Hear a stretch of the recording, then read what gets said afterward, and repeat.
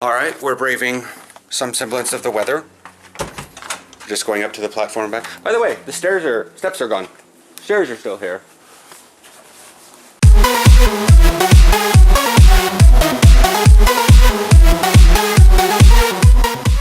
Morning. I almost did the stupid thing and ran my hand down the railing that is frozen cold and somewhat full of ice. But they salted and scooped this morning, so we're good on the walk up to the train platform. Aaron, part of it. Huh? At least this part of it. It looks like it's about halfway up. I mean, they got to do most of it and whatnot.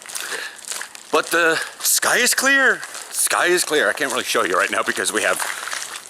Yeah. I mean, can you guys? Yes, see, sky is clear. I'll show you better in like the sky cleared out last night. I didn't want to walk on ice. Sorry. As we found out yesterday, you're the one that has a little bit more traction, although you're not wearing your snowboarding boots.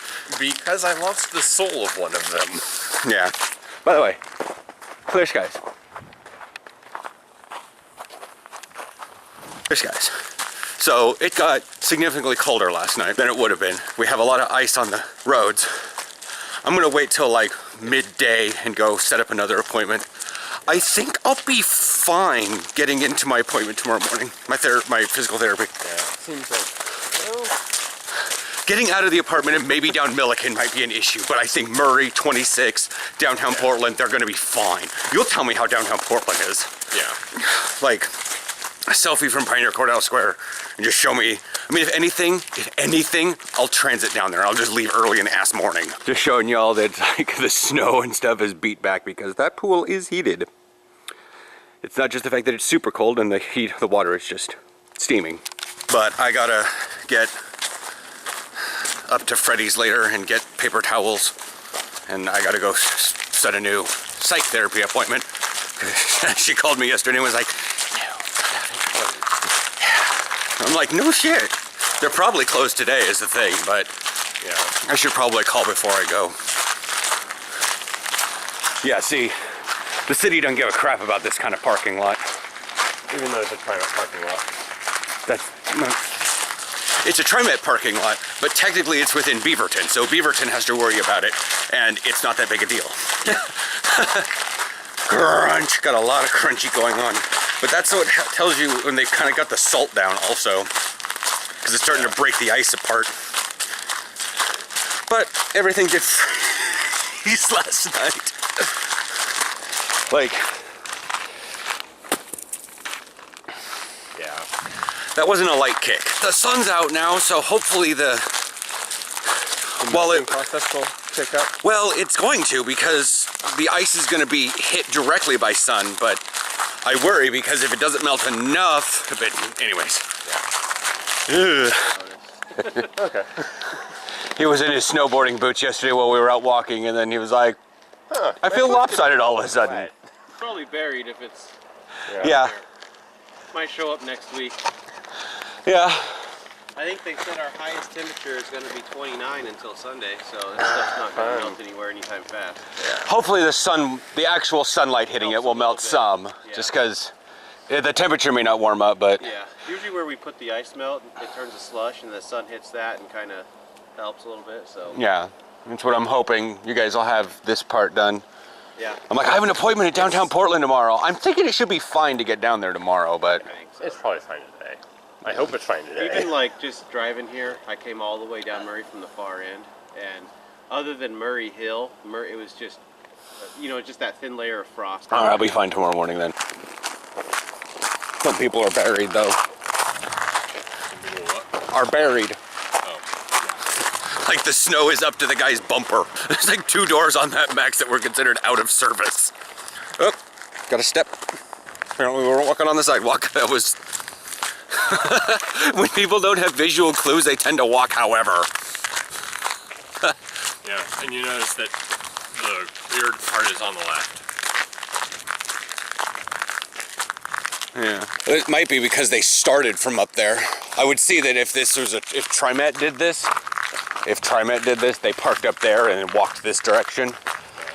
I understand that, etiquette and all that stuff is of its thing, but when you have limited resources to be able to clear things, you clear one path. Yeah. And everybody follows that path.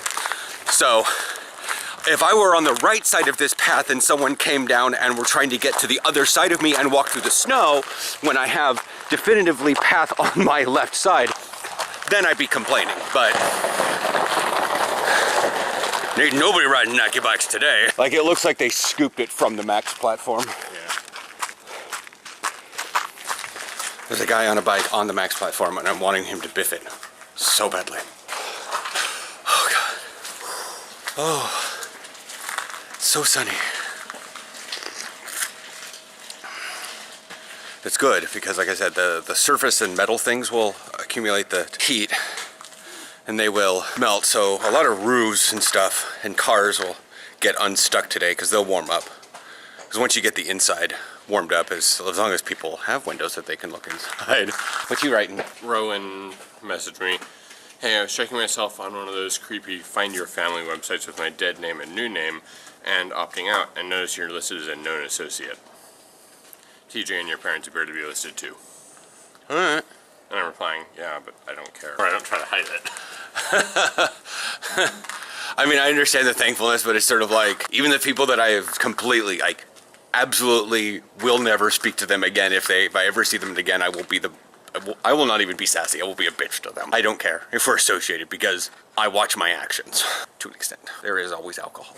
Anything you want to say? It's beautiful out. I was saying that while you were blocking off the bike rider guy. I was like that the sun's out and it's kind of providing a glistening to everything. And the air is still enough that just my breath fogs and steams and drifts away.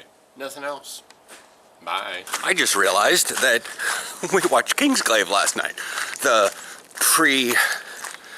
story leading up to Final Fantasy 15. There's a prologue that leads up to the movie, in the actual movie. And then there's the movie, which by and large takes place at the very first part of Final Fantasy. It jumps around in time, but it'll make sense if you watch it and then play the game, or if you have played the game, you'll understand that most of Kingsglaive takes place at the very beginning of the game. And then when you're at Golden Key, and you're sleeping in the swanky hotel, and you're like waiting for the boats to arrive the next morning, yada yada, to get to Altissia. Yeah, that's when the movie pretty much ends.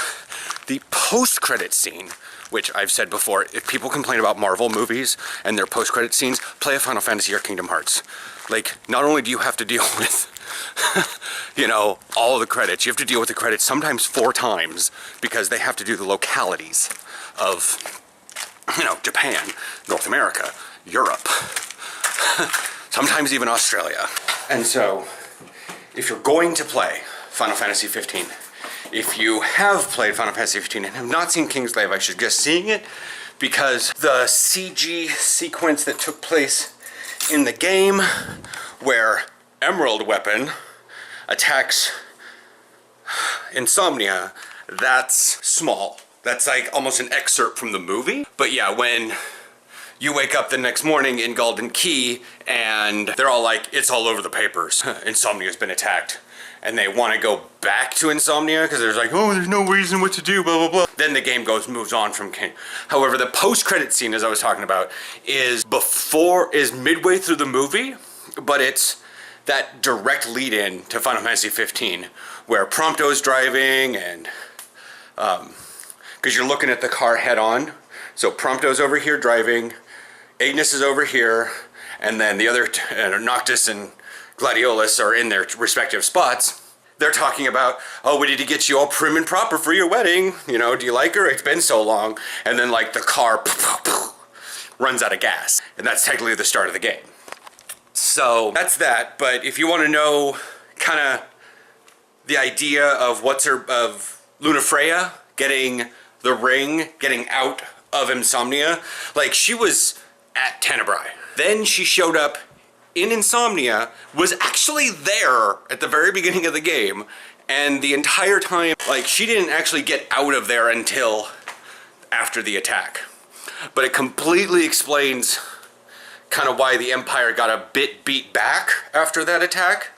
It explains more kind of about the dad and what the old wall is versus the new wall. It explains a lot about the wall, and you get to see Insomnia and sort of how happy-go-lucky they were.